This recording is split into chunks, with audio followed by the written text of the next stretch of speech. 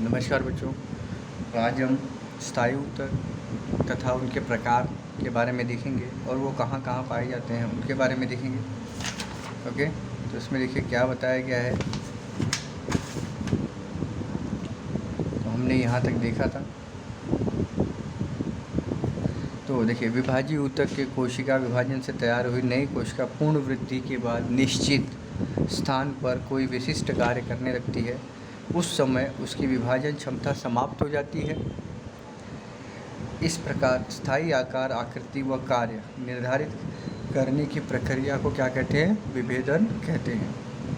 वह ऐसी विभेदित कोशिका द्वारा स्थायी ऊतक बनता है। स्थायी ऊतक के ये दो प्रकार होते हैं। क्या होते हैं? सरल स्थायी ऊतक एवं जटिल स्थायी ऊतक। देखते हैं हम आगे।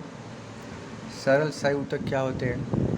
या एक ही प्रकार की कोशिकाओं से बने होते हैं, तो उसके हम लोग क्या कहते हैं? सरल ऊतक कहते हैं। ओके, तो इनके बारे में हमने देखा था ये कहाँ कहाँ पाए जाते हैं।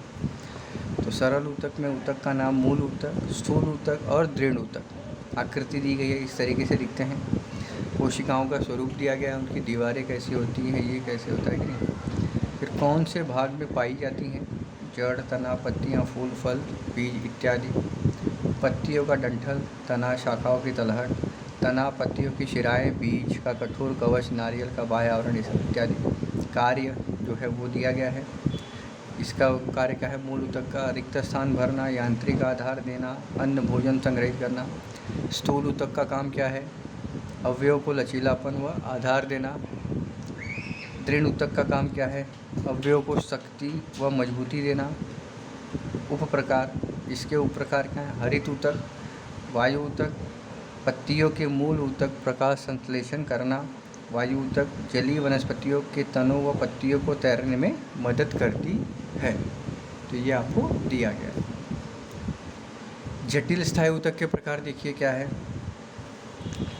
ऊतक का नाम जलवाहिनी, रसवाहिनी, जाइलम एंड फ्लोएम। जलवाहिनी को जाइलम बोलते हैं, रसवाहिनी को फ्लोएम बोलते हैं। तो इनके काम क्या होते हैं? विशेषता, इस कोशिका दीवारें मोटी प्राय अमृत होती है। इसकी कोशिका की दीवारें जीवित होती हैं।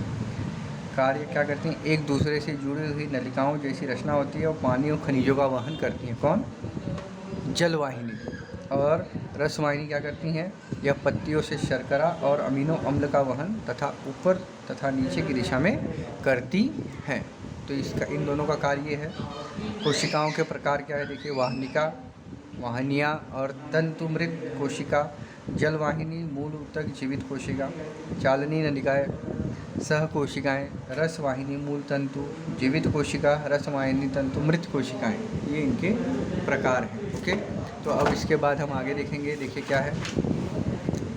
देखिए, सजीवों के शरीर में कुछ जीवित कोशिकाएं पूर्णक्षम होती हैं। अगर उन्हें उचित वातावरण मिले तो इन कोशिकाओं से नए पूर्ण सजीव तैयार हो सकते हैं।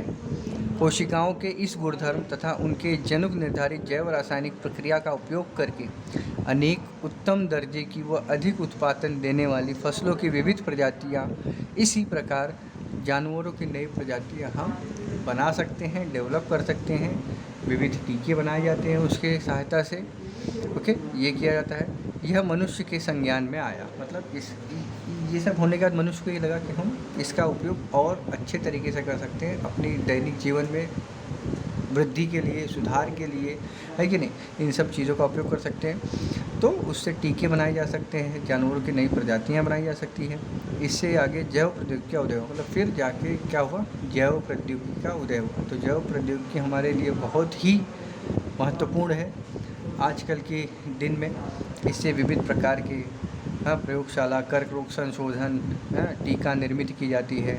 जन्मजात रोगों का निदान किया जाता है। इंद्रियों का प्रत्यारोपण, मतलब इंद्रियां अगर काम नहीं कर रही हैं तो उसको चेंज करके दूसरा भी उसके ऊपर से प्लांटेशन किया जा सकता है। तो ये सब चीज़ें किसके अंतर्गत आती हैं? जैव प्रौद्योगिकी के अंतर्गत आती हैं। जैव प्रौद्योगिकी यह मनुष्य के लिए बहुत ही लाभदायक है और इसका उपयोग हमारे आज के जीवन में बहुत ज़्यादा है।